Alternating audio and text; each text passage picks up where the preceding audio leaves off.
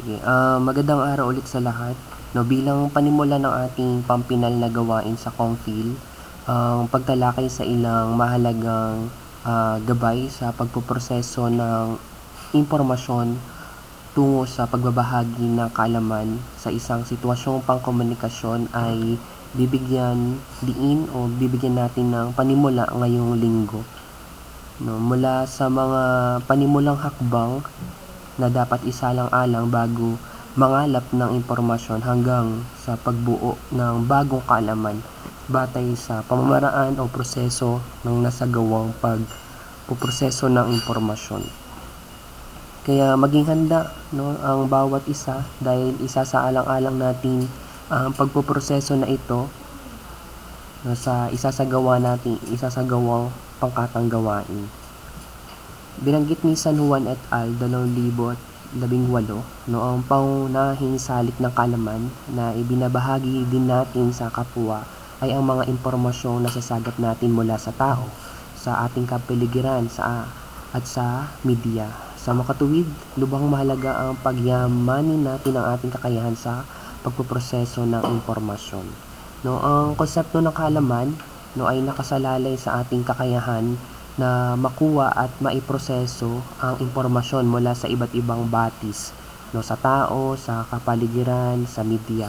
No, ang impormasyong nakukuha natin sa interaksyon sa iba't ibang tao ay nagbibigay ng mga bagong pananaw, no, bagong karanasan. No, sa kapaligiran naman, no, tayo ay natututo mula sa obserbasyon natin sa paligid, sa mga nangyayari, sa kaganapan, no, na maaaring maging batayan natin, no, sa ating kaalaman. No, yung media naman ay isang makapangyarihan na pinagmumulan ng sandamakmak na impormasyon na maaari ding makaapekto sa ating pananaw at desisyon sa buhay.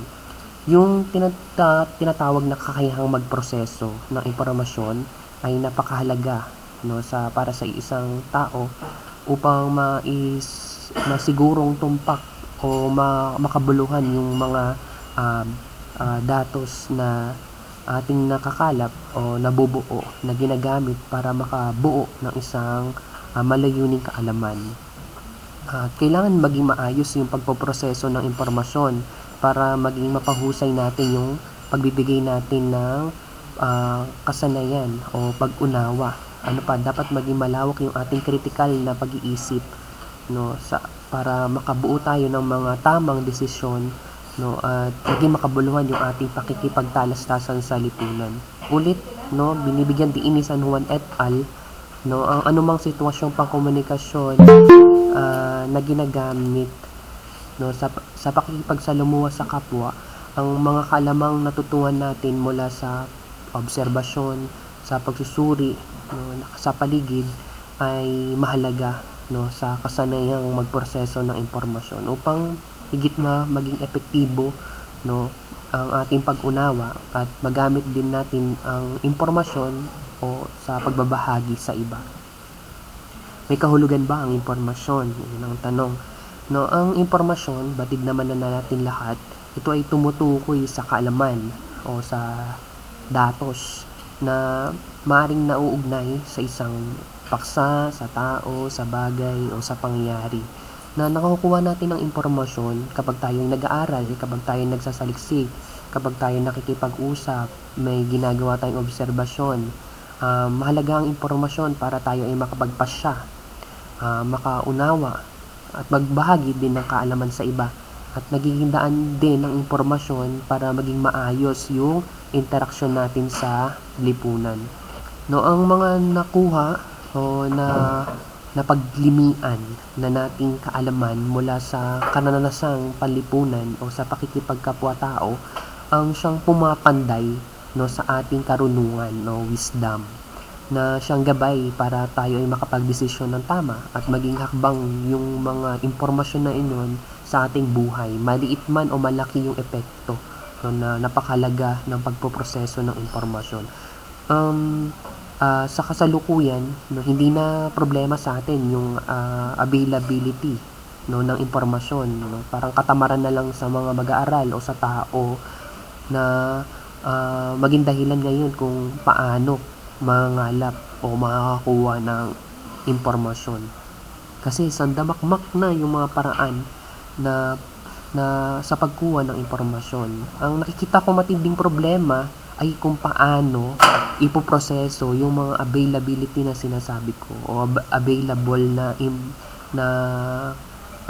pagsasa impormasyon. Saan kukunin ang impormasyon, anong batis o hanguan ang gagamitin o saan ito kukunin.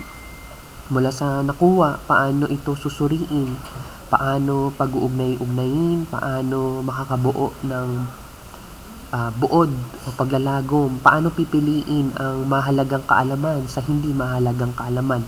No, yung mga tanong na iyan ang sasagutin natin sa mga susunod na talakayan sa module na ito. Kaya ang module na ito ay magpapayaman no sa ating kakayahang magproseso ng impormasyon. No, ang bawat butil na makukuha natin mula sa impormasyon na alam natin at anumang kaugnayan ng bawat butil na iyon no sa isa't isa ay magiging malaking bahagi no ng ating pagkuha ng kaalaman.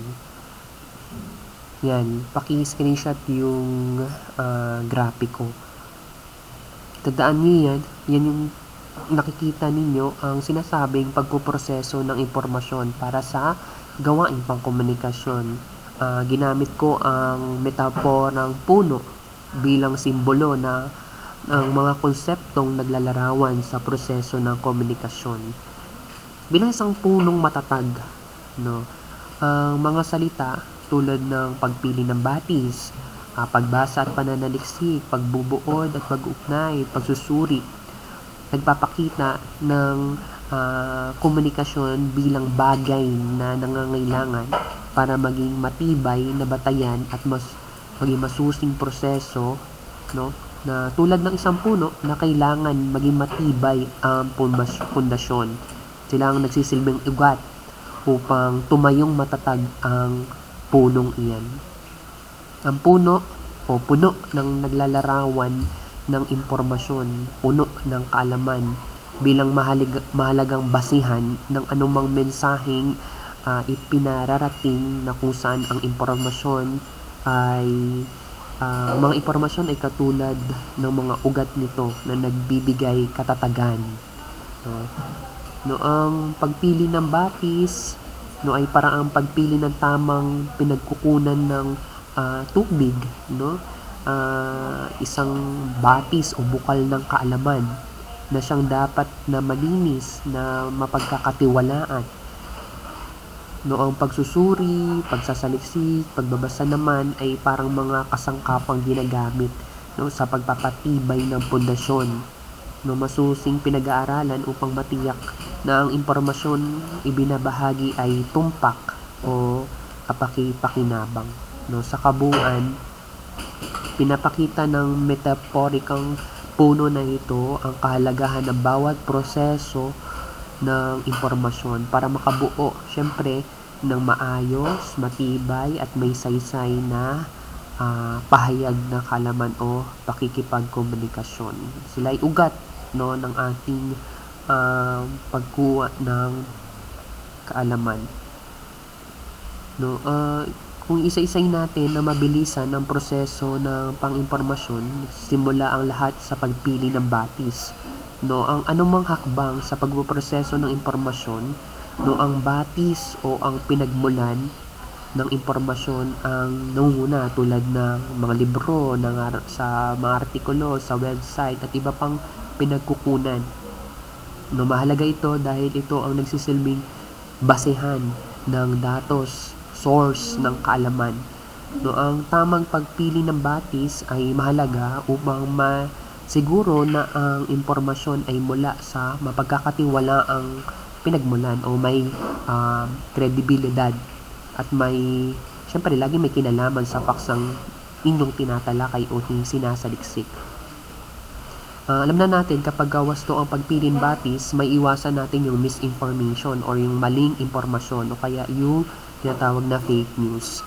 No, ang pagbabasa naman at pagkasaliksik ay ang hakbang kung saan nagiging masusing sinusuri ang napiling batis upang makuha, no, ng mas malalim na pag-unawa sa sinasaliksik. Sa pagbabasa, nalaman natin nagkakaroon tayo ng pagkakataon na tuklasin ang mga detalye kung may connection ba ang paksa sa ating sinasaliksik. No, sa pamamagitan ng pananaliksik, natututo ang mananaliksik na magtanong, tukuyin ang mga magkakaugnay na datos sa di magkakaugnay hanggang sa makabuo ng mas malalim na pag-unawa na sa pamamagitan ng paglambing, ng pagkukumpara ng iba't ibang babasahin o batis. Yung pagbubuod at pag-uugnay naman, ito ay ginagawa ng mananaliksik para maproseso, no, ang impormasyon, no, gawing maikli at mas madaling maunawaan. Sa pamamagitan kasi ng pag-uugnay, no, syempre yung pag-uugnay-ugnay yung mga ideya mula sa mga iba't ibang pinagmulan na batis, no, pinagsasama-sama upang makabuo ng isang buo o sistematikong kaalaman. No, ang pagbubuod at pag-uugnay ay nagbibigay linaw ng mas malawak na konsepto, no, sa pamamagitan ng pagtatagpok ng mga mahalagang detalye o ideya. Inaalis din madalas sa pag-uugnay at pagbubuod yung wala namang kinalaman o malaking impact o di kinakailangang detalye, no, sa sinusuri o pinag-aaralan. No, ang ikaapat ay yung pagsusuri. No, ito yung hakbang kung saan dapat maging critical tayo sa pagbuo ng impormasyon.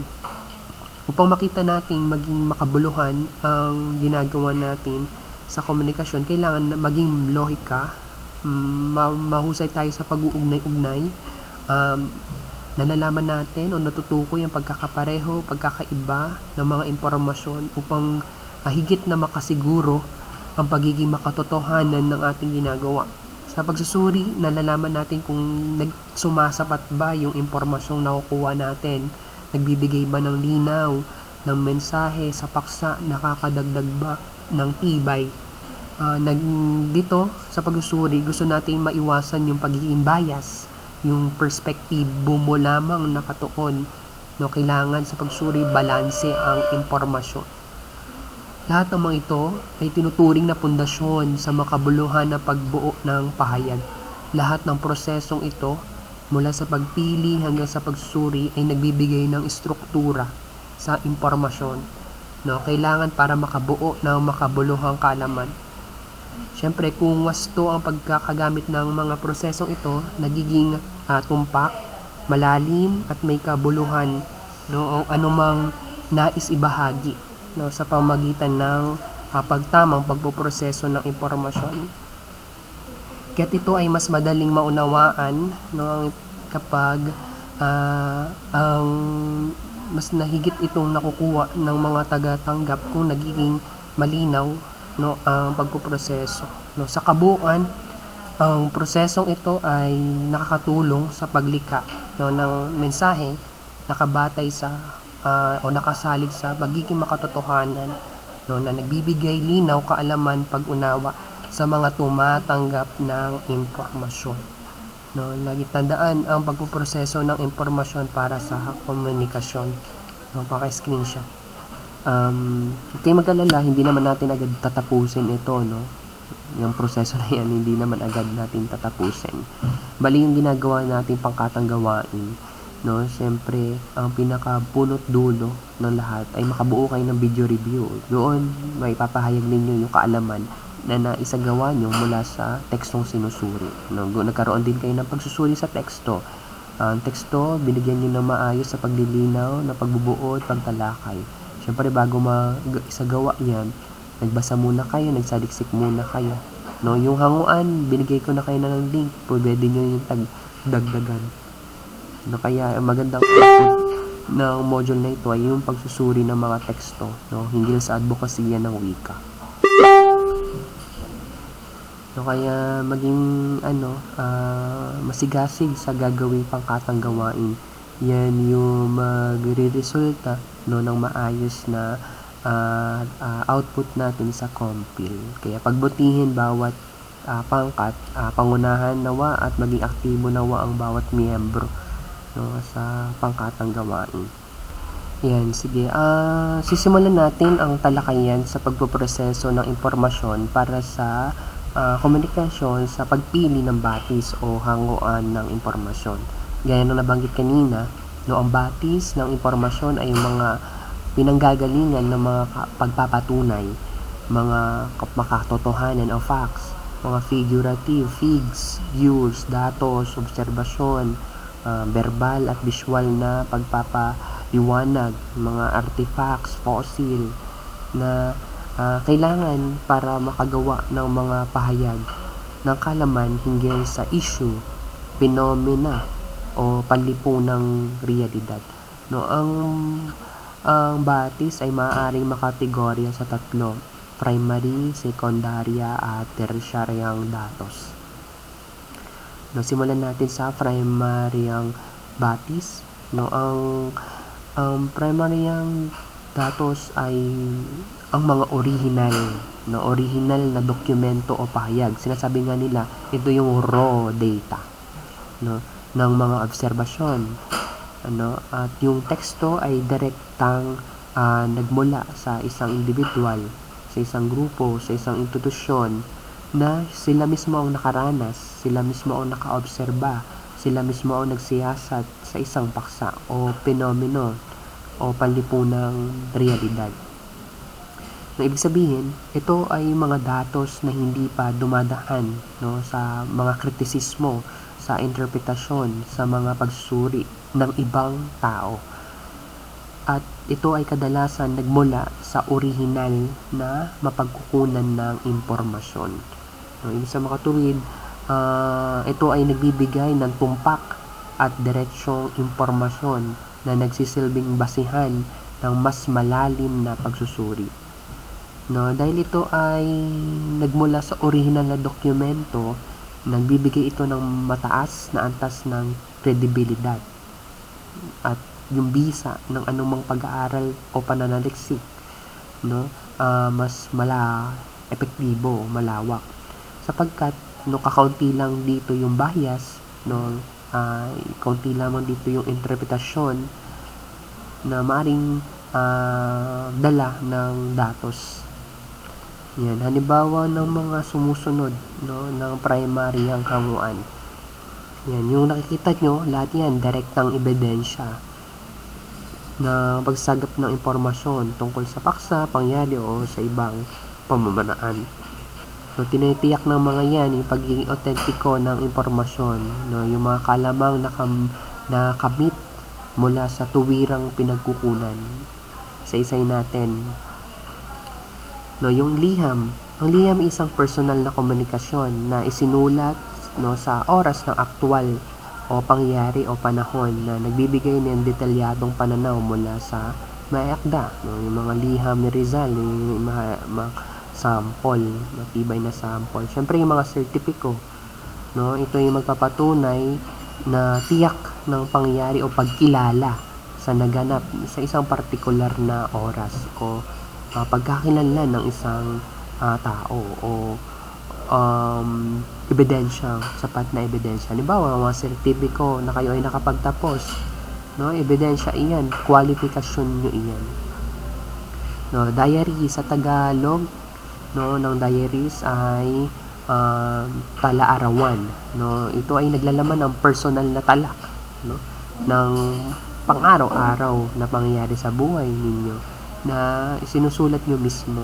No, madami tayong diary na pwedeng pagkuhanan ng mga sample.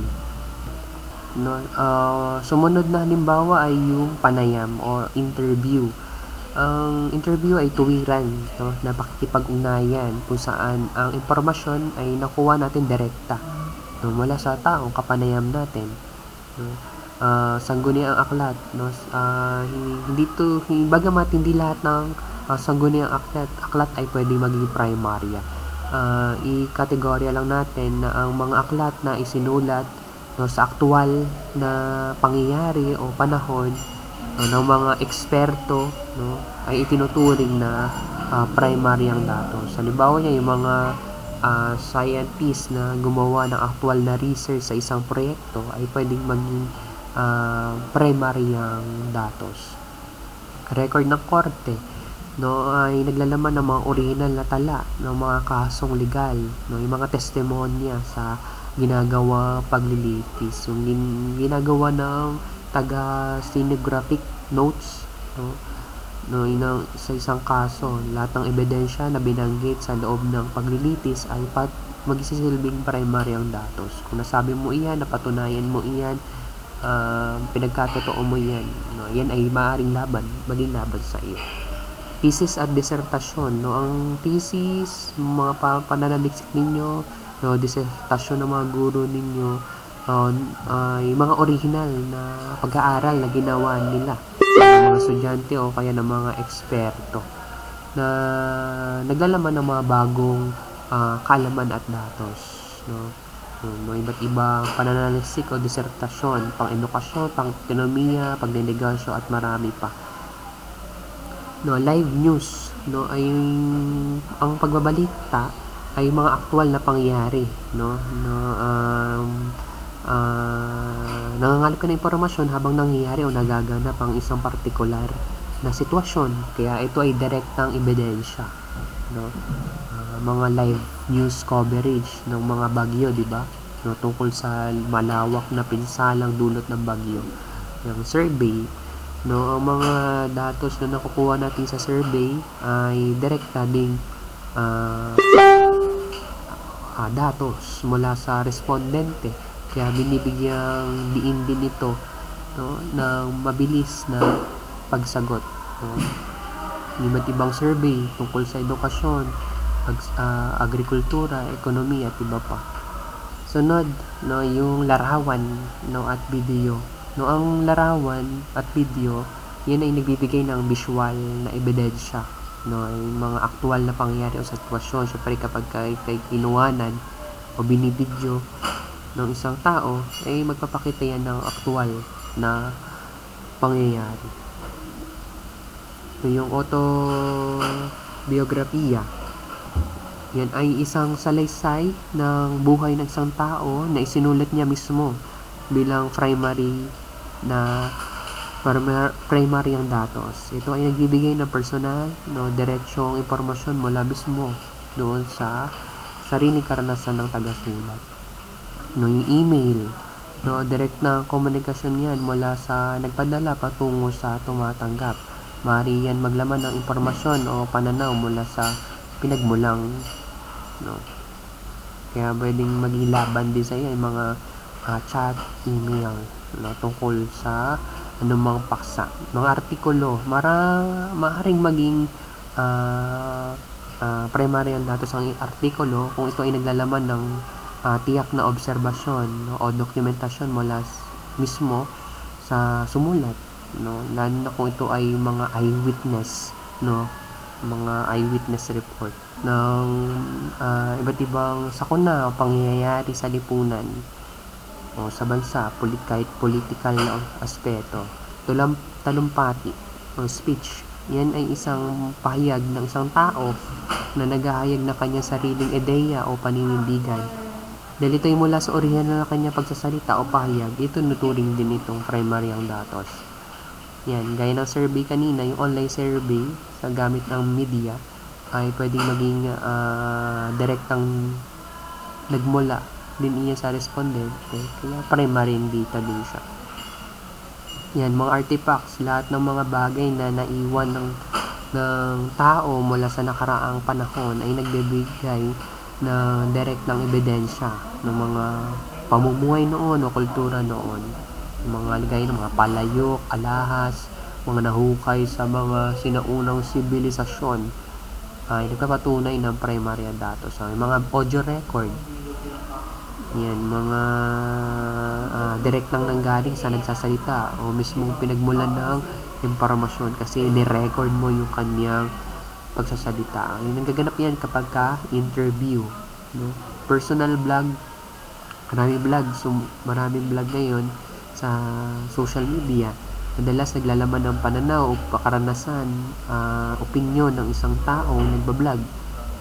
Kaya pwede din siyang maging primary ang datos, no? Yung magandang halimbawa niya yung mga travel vlog, no? Tumutukol sa kanyang paglalakbay, karanasan mula sa iba't ibang lugar. Yan mga pampubliko, pampribadong impormasyon ng pampubliko at pampribadong website. Siyempre yung mga nakikita nating impormasyon sa website, ito ay maaring mismong nagmula sa isang tao, sa isang institusyon o grupo na direktang nagbibigay ng impormasyon. Lalo na kung itong opisyal na anunsyo o dokumento. Diba may mga website tayo pang government, no? May website tayo na edu.ph. Iyon ay mga lehitimo, reportableng website na pwedeng hanguan ng direktang pagsasaliksik. Yan, ang hanguang sekundarya naman, no, ang mga impormasyon ay hindi direkta. Kanina, direkta, ito kabaliktaran. No, hindi direkta na nakuha ng mismong mananaliksik o may akda. No, kundi nakalap niya ito mula sa iba't ibang pinagmulang na dokumento. Gagamit ka ng sekundaryang hanguan dahil pinagsama-sama mo yung mga impormasyong nakuha mo sa iba't ibang primaryang hanguan. Ulit, ito ay karaniwang hindi direktang nasaksihan o naranasan ng mananaliksik. No, ang pangyayari hindi niya naranasan, kaya sila ay sumulat lamang ng sarili nilang o personal nila na pagpapahayag. No, yung mga ganitong uri ng datos ay minsan mahalaga din para sa pagbuo natin ng konteksto o mga perspektiba mula sa iba't ibang manunulat. Yan, ano pa, hindi ganoon masusi yung pagsusuri, no, sa sekundaryang hanguan, no, dahil madalas naglalaman lamang ito ng mga interpretasyon o pananaw ng manunulat o na maakda sa pangyayari mula doon sa hindi nila direktang nasaksihan. Ang mga yan, ano pa, maaari ding maglaman, no, ang datos ng mga opinyon kapag sekundarya, mga subjective na komentaryo ng mga author. Maaaring maka-impluwensya pa rin, no, yung kanilang paningin sa iba pang mamabasa. No, yung ganitong uri ng datos mahalaga pa rin para mas mapalawak yung pag-unawa. Ngunit kailangan natin bilang mag-aaral o tao maging mapanuri. Yan, nabanggit ko kanina, kapag gumagamit tayo ng sekundarya, kailangan may mahusay o marunong tayo mag-ingat sa impormasyon na kukuha natin. Dito papasok yung critical na pagsusuri natin sa mga impormasyon.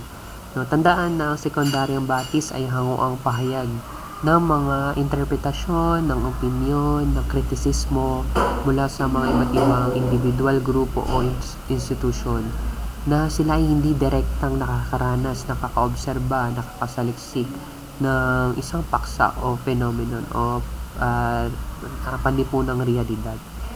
No, kaya kasama sa sekundarya yung mga interpretasyon ng mga artikulo, yan, mga hindi dumaan sa tamang pagtalakay sa pagsasagawa ng isang pag-aaral. No, narito yung mga sample, no, ng sekundaryang hanguan.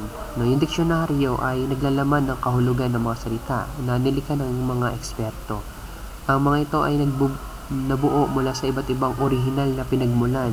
Ikinompile lang, no, upang maging gabay, no, sa kahulugan at paggamit ng pagpapakahulugan. Halimbawa yung mga Oxford English Dictionary, yung encyclopedia, no, ay nagbibigay lamang ng buod o interpretasyon ng iba't ibang paksa batay mula sa primary source. Naglalaman iyan ng mga impormasyong sinusuri na binuo ng iba't ibang eksperto.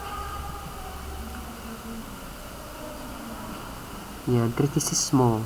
Yan, yung ginagawa niyong pagsusuri, iyang sekundaryong hanguan. No, pagsusuri at interpretasyon, no, ng iba't ibang likhang sining, aklat man yan, ay ito tuturing na sekundarya. Hindi ito direkta na naobserbahan ninyo, kundi opinion nyo lamang iyan bilang isang kritiko. No? Review blog. No? Yung review blog ay pagsusuri o personal na pananaw ng may akda tungkol sa isang serbisyo, sa isang kaganapan, sa isang produkto. No? Karaniwan nakabatay ito sa kanyang karanasan o karanasan ng iba sa pagbuo ng sarili niyang interpretasyon. Yung mga uso-uso yung mga review vlog, no, sa internet o social media. Opinionated na essay o opinion sanaysay. No, isang sulatin ito na nagpapahayag ng personal na pananaw, no, interpretasyon, no, sa isang manunulat tungkol sa paksa. Hindi ito batay sa original na datos, kundi perspective niya lang bilang manunulat. Yung mga sanaysay, column, editorial at talain sa mga pamahayagan. Textbook, yung mga learning materials ninyo, module ninyo, yan ay naglalaman o personal na gawa yan ng mga guro, no? Kanyang interpretasyon, kanyang buod sa mga impormasyon mula sa iba't ibang primary source para maituwid lang yung kanyang asignatura. No, ito ay madalas ginagamit sa edukasyon, no, para maituro ng maayos yung asignatura. Magazine, no, magazine ay naglalaman ng mga artikulo, no, mga batayan ng pananaliksik, mga interpretasyon o pananaw ng mga manunulat. No, kadalasan ang impormasyon dito ay sinuri na mula sa mga primary source. No, iba't ibang gamit ng magazine, pwedeng nasa edukasyon, nasa passion, nasa pagnenegosyo, sa pagluluto at iba pa. Yan, yung manual, no, naglalaman niya ng mga hakbang o proseso kasi nga manual. Nang binuo yan batay sa mga original na impormasyon o karanasan. Gumagawa ng iba't ibang version, di ba? Ang bawat institusyon ng manual. Yan, ito ay isang gabay na nakaayos mula sa iba't ibang datos at karanasan. Hindi yan matutuloy na original dahil yan ay lamang interpretasyon. Abstract, no, yung abstract buod ng isang pananaliksik na nagbibigay ng kabuuang ideya sa nilalaman. No, bagamat may kaugnayan yan sa original, hindi pa rin yan naglalaman ng buong datos, kundi buod lamang ng resulta at konklusyon. Kaya pag gumagawa kayo ng synopsis, no, ng pagsisipi, kinukonsiderang ikalawang hanguan o sekundarya. Sabi-sabi, no, ang sabi-sabi ay impormasyon na naipasama lamang sa pamamagitan ng pagsasalita, no, hindi nakabatay sa opisyal o original na datos. Karaniwan ito ay may kasamang interpretasyon, maaring magbago, madagdagan, no, ang pinagsama-samang sabi-sabi. No, pagsisipi, no, ay nakuha sa bahagi ng dokumento o teksto na ginagawa ninyo, no, sa tekstong sinusuri ninyo upang makabuo kayo ng sarili ninyong pananalita. Hindi original na naobserbahan, nagsipi ka lamang, kundi ikaw ay bumuo ng interpretasyon o konteksto mula doon sa binasa mong original. Yan, komentaryo. Yan, sandamakmak ang pagsusuri, personal na interpretasyon ng isang manunulat o tao tungkol sa paksa o pangyayari. Hindi ito original na datos dahil iyan ay opinion lamang batay sa primary source. Yung mahilig kayong magkomento sa balita, issue, showbiz, ekonomiya, edukasyon, yan. Papahayag ng isang damakmak na pananaw ng mga tao tungkol sa sitwasyon. Ang mga ito, nung manggit ko, ay sekundaryang datos dahil hindi ito direktang mula sa original na pinagmulan. Karaniwan may kasamang interpretasyon, paggawa ng buod o pagsisipi, pagbibigay ng opinion na nagpapakita ng pananaw ng manunulat tungkol sa impormasyon mula sa iba't ibang hanguang primarya. May sekundarya kasi may primary.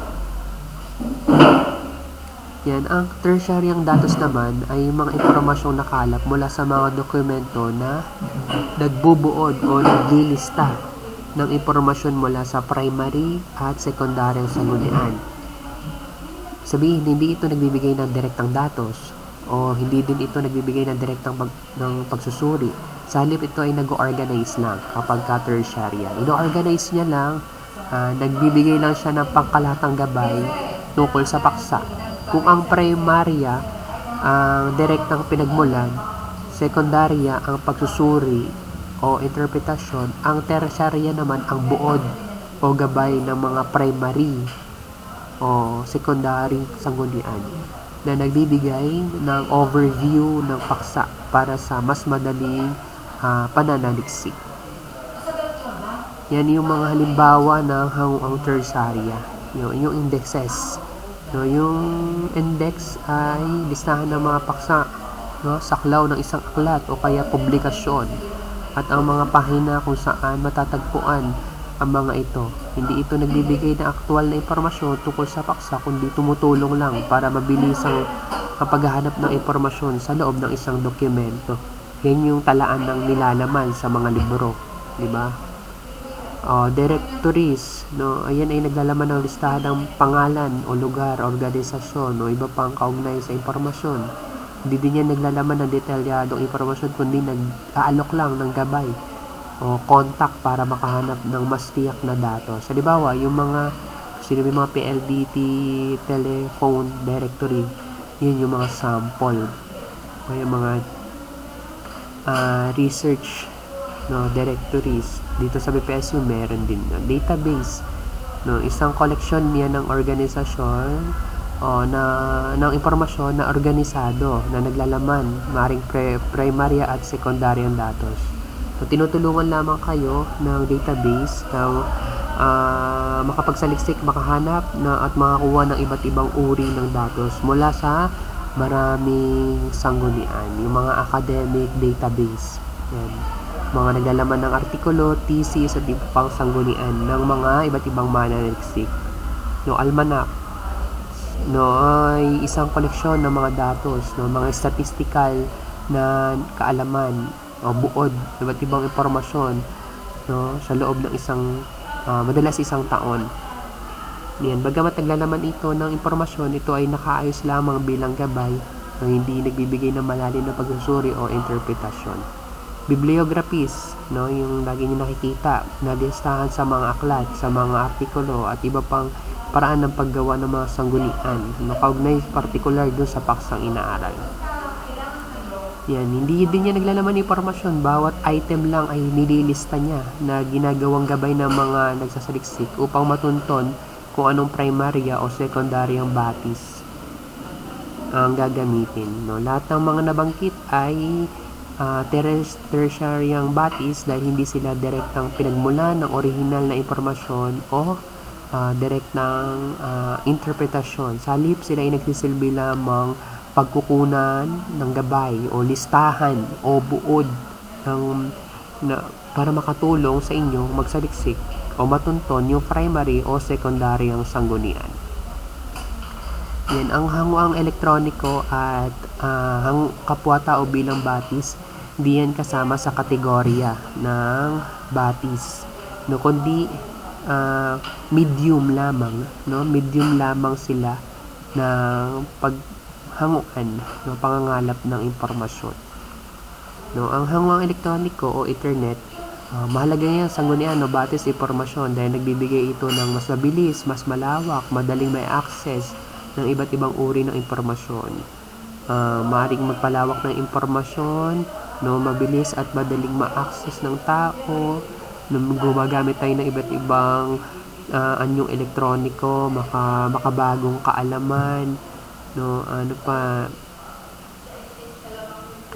gumagamit tayo ng iba't ibang website, web browsers para makakuha, no, ng impormasyon gamit ang internet.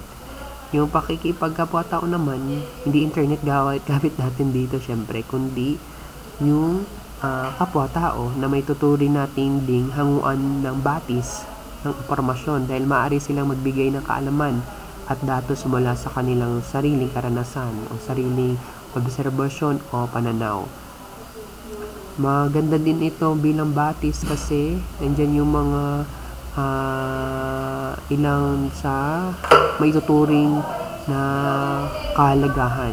Una, siyempre naging mabilis yung tugon, makukuha mo agad yung sagot mo dahil agaran ang tugon. Ano pa, pwede kang mag-second question dahil may direktang pagkikipag-usap o pakikipagkapwa, pwede tayo magbigay ng detalyadong tanong, no? Lalo na kung hindi naging malinaw yung unang pagpapaliwanag.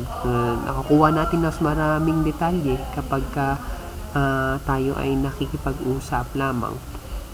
Nalilinaw yung sagot, di ba? Mas na pamagitan ng mga paglilinaw, pwede tayong manghingi pa ng karagdagang paliwanag sa sagot. Kung may mga bagay na hindi agad naintindihan, agad-agad itong napapaliwanag o nabibigyan linaw. Yan, ang mga obserbasyong verbal at di-verbal, no, yung verbal, sinabi, di-verbal, kilos o ekspresyon, maaaring nagbigay iyan ng malalim na konteksto o yung impormasyon ay nagkakaroon ng damdamin. Yan, ang kapwa-tao bilang hanggang batis ay balaga dahil nagbibigay sila ng buhay o testimonya o personal na karanasan na maaring hindi matagpuan sa mga nakasulat na dokumentaryo. Narito naman ang paliwanag ni Bernales, no, ayon sa pagsusuri sa batis o hanguan. No, ang mga sumusunod, no, ay paraan ng pagsusuri sa mga batis.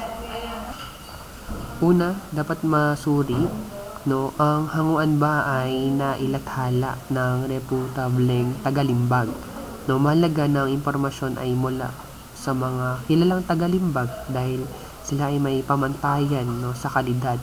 No, ang mga reputableng tagalimbag ay mas malamang na sumailalim sa mas maayos na proseso o pagsusuri bago ilathala ang mga impormasyon. No, yung mga publication, book publication, yun pinapaliwanag sa una. No, ang aklat o artikulo ba ay may peer review. Peer, ito ibig sabihin kapwa mo manunulat. No, kailangan yung peer review, no, sa mga aklat o artikulo sapagkat kailangan dumaan sa iba't ibang eksperto, no, upang makasiguro na may katumpakan o may kredibilidad yung impormasyon. Ito ay mahalaga upang maiwasan yung maling datos at mapanatili ang mga mataas na pamantayan sa pagsasaliksik. Kaya mahalaga yung proofreading, yung validasyon ng ginagawa. No, ang author ba ay isang reputableng scholar, ibig sabihin yung may akda. No, yung may akda ba ay kilala sa larangan niya ng pagsulat? Siya ba ay sapat na may kredibilidad? Reputable ba siyang bilang scholar o tagapagsulat? No, manunulat, mapanitika, magpawika at iba pa. So, kadalasan may ang mga scholar kadalasan may mga naiambag sa pananaliksik at may karanasan na sa malawakang karanasan. May otoridad na siya sa particular na paggawa. No? Ang hanguang online ba ay ininsponsoran ng yan, ulit. Ang hanguang online ba ay ininsponsoran ng ibang reputableng organisasyon? Yung mga online na sanggunian, sinusuportahan ba yan ng mga kilalang institusyon? Diba, pag .edu, .ph, .gov, yan, yung mga reputableng organisasyon na mapagkakatiwalaan dahil madalas dumaan ito sa mahigpit na pagsusuri bago mailathala. Nakakatulong yan para mapanatili yung kredibilidad ng mga impormasyon. Sunod, hanguan ba ay napapanahon? Yan, importante na ang impormasyon ay up to date o napapanahon, lalo na kung ang paksa ay mabilis magbago tulad ng mga usapin sa siyensya, teknolohiya at iba pa. Ang paggamit ng pinakabagong datos ay nakakatulong sa pagbibigay ng mas maakmang impormasyon o tamang konteksto. Kaanim, no, ang hanguan ba ay may bibliografiya? No, yan yung pagkakataon magamit ang bibliografiya na nagpapakita na ang akda ay gumamit ng maraming pagkukunan ng kanyang pagsasaliksik. Maraming sources. Nakatulong ito sa pagpapatunay ng mga impormasyon at nagbibigay din ng pagkakataon na sa mga mambabasa na magbigay siya ng refer na original na pinagkuhanan. Hanguan ba ay maingat sa pagtalakay ng paksa? Maingat dahil naging detalyado yung pagpapaliwanag sa paksa, naging mabusisi yung pagkasaliksik para mahigit na maunawaan ng author. Iniwasan din yung mga hanguang naglalaman ng pabigla-bigla o di napapatunayan na pahayag. Dahil dapat ang mga pagpapaliwanag ay sumusuporta, hindi magkukulang. Sunod, ang hanguan ba ay positibong ni-review ng scholar? Ang mga positibong review mula sa mga eksperto o scholar ay indikasyon na kinikilala ng komunidad ng tagasuri o ng scholar ang kalidad o kredibilidad ng isang hanguan. Yan, dagdag pa, Kaya mahalaga ang positibong review para matiyak na mabisa yung impormasyon. Sunod, ang hanguan ba ay madalas sinasite ng iba? Kung ang hanguan ay madalas na ginagamit, may citation ng sandamakmak na pag-aaral bilang sanggunian, nagpapahiwatig ito ng mas mataas na kredibilidad o yung kahalagahan nito sa iba't ibang larangan. Ang madalas na pag-cite ay isang palatandaan na ang impormasyon ay kinikilala o kapani-paniwala. Hanggang dito muna yung ating talakayan sa unang pagpoproseso ng impormasyon. Tinalakay natin yung tamang pagpili ng batis o hanguan ng impormasyon. Yung mga sumusunod na pagpoproseso ay sa mga susunod na pagkikita na lamang. Yan. May nais bang itanong para sa unang proseso? May nais bang linawin? Yan. Kaya dito na natatapos yung ating unang bahagi ng talakayan sa Module 3. Maraming salamat sa pakikinig.